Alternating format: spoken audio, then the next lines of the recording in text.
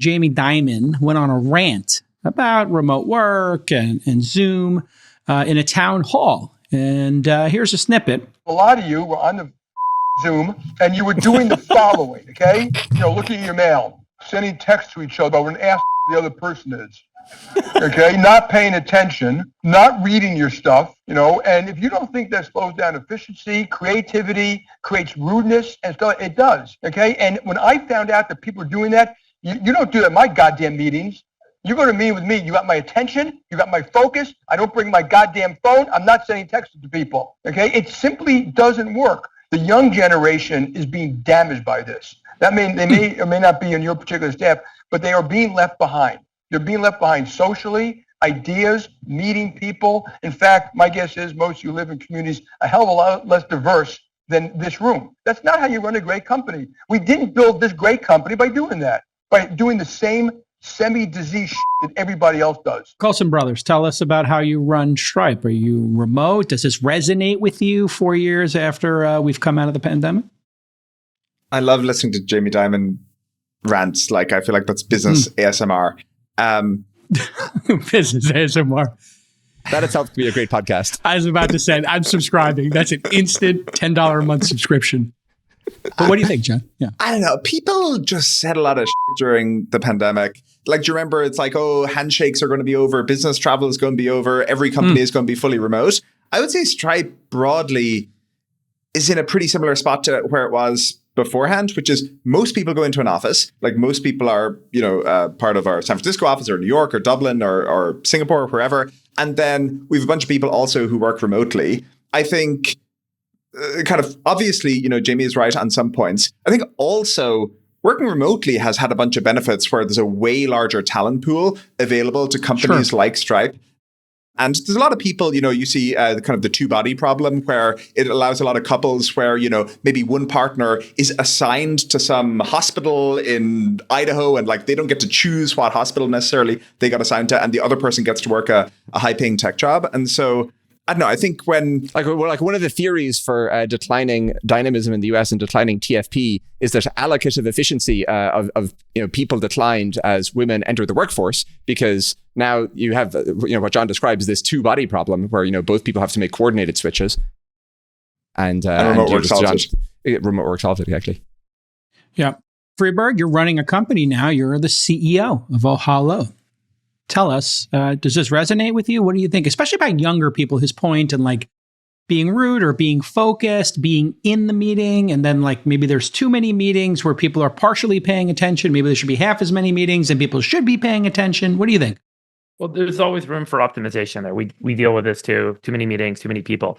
I think what was most striking for me about the Jamie Dimon rant and the resonance it seems to be having, particularly in Silicon Valley and particularly with folks that are in leadership positions or on boards, is that this is another example of what I think is kind of a different tenor for leaders in business right now relative to where we were a few years ago. Leaders are starting to step up and speak their mind and speak more directly and lead from the front rather than lead from the back.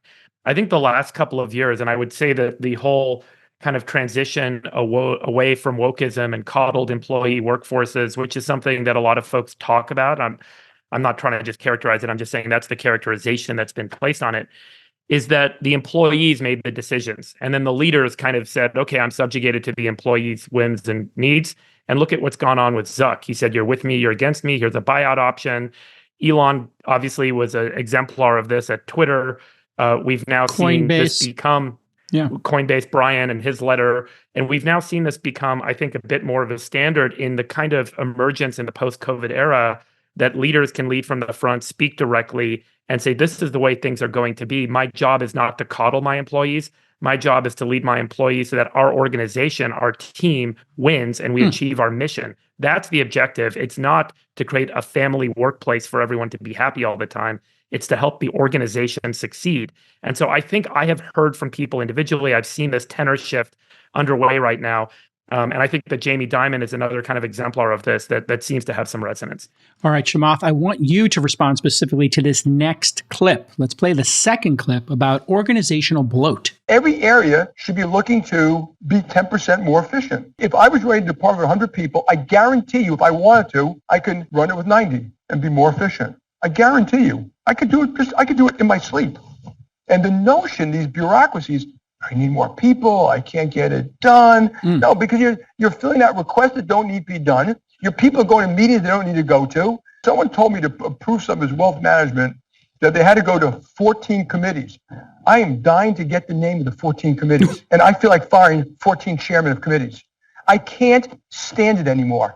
All right, Chamath, the bloated bureaucracy at big companies, your thoughts? Well, there's that adage that says something akin to 50% of advertising is useless. We just don't know which 50%. Yeah.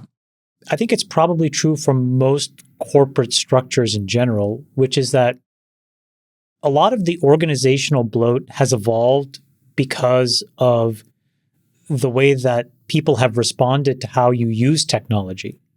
So meaning, if you look back 50 years ago, if you look at that famous picture of the Microsoft early team, they didn't rely on software necessarily. There wasn't Salesforce, there wasn't Workday, there wasn't all of this infrastructure. And so instead, they probably organized by what they were good at, and they just tried to do things efficiently. And I suspect that many companies, in the absence of technology, found a way to just be very efficient. That started to change when you had these rigid demarcations of where one job ended and another job started. And part of why that happened is because you had all this software that went in and convinced people this will create efficiency, but in return, the chief marketing officer's job is X, Y, and Z. This is how the roles are defined. This is how people do it. And so I think that the reason why things have become so bureaucratic and bloated is that there is just this propensity to run towards software because you think it's a solution. At best, it's a symptomatic aid. It doesn't address the root cause. And in fact, it promotes bureaucracy and it promotes the bloat that Jamie's talking about. And if you look at Jamie's P&L, he spends $16 billion a year on IT. And I suspect that if you streamline that, you'd actually have half as many people because they'd be doing the job in a wholly different way.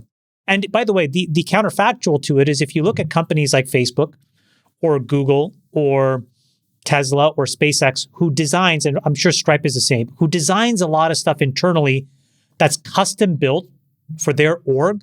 I think the way that you see this in the revenue per employee and a bunch of these other metrics in terms of the efficiency of those companies. So I think what he is talking about is that he is a victim of this push to productivity because he would look like a Luddite if he didn't adopt technology.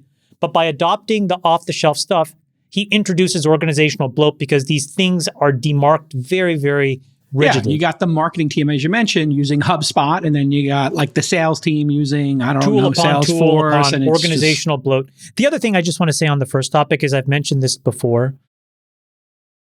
Other than engineers who are naive but can be extremely productive from day one, there are very few other job types where naivety is an asset.